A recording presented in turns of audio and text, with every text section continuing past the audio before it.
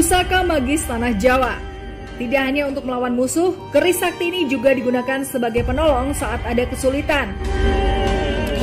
Siapa yang tidak kenal dengan keris? Benda tajam yang berasal dari tanah Jawa ini memiliki kekuatan magis yang dapat membahayakan siapapun musuhnya. Senjata khas Pulau Jawa ini diagungkan oleh masyarakat Jawa dan dinilai memiliki kodam ataupun sosok penjaga di setiap keris yang dibuat. Konon dalam pembuatan keris dengan kekuatan magis, maka sang empu harus melewati beberapa tantangan seperti puasa dan melakukan amalan-amalan baik lainnya. Kesaktian dari senjata yang sangat terkenal di Pulau Jawa tersebut diceritakan secara turun-temurun oleh para leluhur Pulau Jawa. Keris yang memiliki kekuatan magis akan bertemu dengan peristiwa-peristiwa unik di sepanjang senjata tersebut ada. Contohnya adalah keris naga ataupun keris ular besar. Konon sang empu dari keris naga tersebut akan mengisi kodam ular ke dalam keris hingga ia memiliki kekuatan dan mata tajam seperti ular. Siapapun yang membuka keris dan tidak menutupnya kembali dengan benar, maka sang ular akan selalu berada di luar dan tidak masuk dalam kantongnya. Ular besar tersebut akan melingkar di satu ruangan tempat keris disimpan. Selain keris naga, keris apa sajakah yang memiliki kekuatan magis di Pulau Jawa? Milik siapakah keris-keris tersebut? Di video kali ini kita akan membahas seputar senjata berkekuatan magis yang disebut dengan keris Jawa. Namun sebelum lanjut nonton videonya, jangan lupa untuk klik like, komen, subscribe, dan share video ini ke teman-temanmu semua. Keris pesanan Ken Arok. Ingatkah kamu dengan kisah Ken Arok dan Ken Dedes? Kisah cinta yang berasal dari kerajaan Singosari tersebut dipenuhi dengan banyak pembunuhan di dalamnya.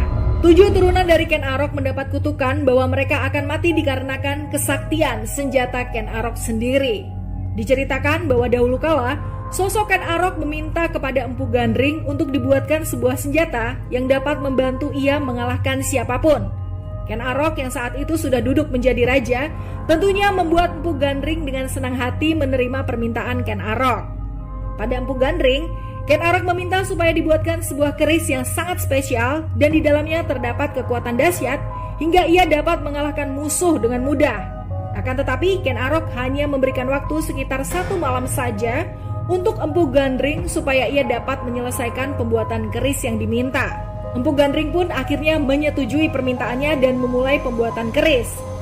Setelah pagi, Ken Arok kembali ke tempat Empu Gandring untuk meminta keris yang telah ia buat. Sayangnya keris tersebut menurut Arok tidak spesial seperti yang dia inginkan. Ken Arok berpikir bahwa keris tersebut merupakan keris yang belum 100% jadi. Ia pun marah karena Empu Gandring tidak dapat melaksanakan perintah yang telah ia buat. Dalam kemarahannya, Ken Arok kemudian membunuh Empu Gandring dengan cara menusukkan keris. Saat Empu Gandring mengembuskan nafas terakhir, ia pun mengutuk keris tersebut dengan sebuah kutukan bahwa 7 turunan dari Ken Arok akan meninggal yang disebabkan oleh keris tersebut. Kisah cinta dari Ken Arok dan Ken Dedes pun terpaksa dipenuhi dengan kesedihan karena keturunan mereka telah dikutuk oleh Empu Gandring. Akan tetapi benar saja, ternyata kekuatan dari keris tersebut 100% telah sempurna hanya dalam waktu 1 malam. Keris tersebut pun akhirnya menjadi salah satu keris yang paling sakti buatan Empu Gandring. Sayangnya sampai saat ini keris Ken Arok tidak diketahui keberadaannya. Empu Supa dan Pusaka Setan Kober.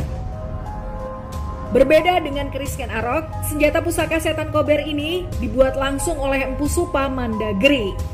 Empu ini merupakan putra dari Tuban yang juga ayahnya pengrajin keris. Konon pembuatan keris ini disertai dengan puasa yang dilakukan oleh Empu Supa. Empu tersebut berpuasa dan melakukan amalan baik seperti bersedekah, hingga karma dari amalan baiknya masuk dalam keris. Tak ayal, apabila keris pusaka setan kober memiliki energi yang sangat kuat. Konon energi dari keris pusaka setan kober akan banyak dirasakan ketika keris tersebut dikeluarkan dari kantongnya. Bagi seseorang yang terbiasa bermain dengan dunia mistis, maka pengeluaran keris tersebut akan membuat efek getaran energi yang begitu dalam. Energi yang dimiliki oleh keris ini akan dapat mengarahkan sang empu dalam memainkan keris saat menghadapi musuh. Sayangnya, seperti halnya keris Ken Arok, keris ini juga dilaporkan hilang secara misterius. Ada spekulasi bahwa keris pusaka setan kober memang sengaja dimoksakan atau dimasukkan dalam dimensi lain supaya tidak menjadi rebutan bagi kalangan manusia. Selain menciptakan pusaka setan kober, Empu Supa juga dikenal sebagai pembuat keris Kiai Sangkelat. Di masa pemerintahan Kertabumi atau Brawijaya V, keris Kiai Sangkelat sangatlah spektakuler di mata Adipati Blambangan. Dibutakan oleh keindahan beserta kekuatan yang dimiliki oleh keris Kiai Sangkelat, akhirnya Adipati Blambangan berniat untuk memilikinya. Sayangnya langkah yang diambil oleh Adipati Blambangan tersebut jelas-jelas salah karena ia mencuri keris tersebut dari tangan Empu Supa.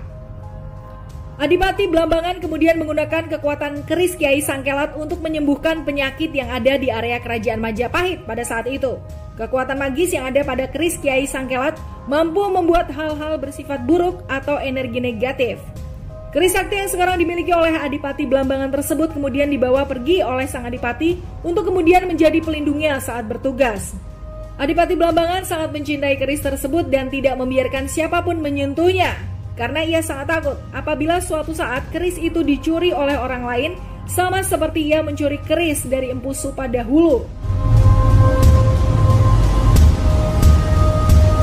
Keris-keris yang ada di Pulau Jawa memang tidak hanya digunakan untuk berperang saja, namun kodam-kodam ataupun penunggu di dalamnya dipercaya dapat membantu manusia untuk melangkah dari kesulitan yang ada.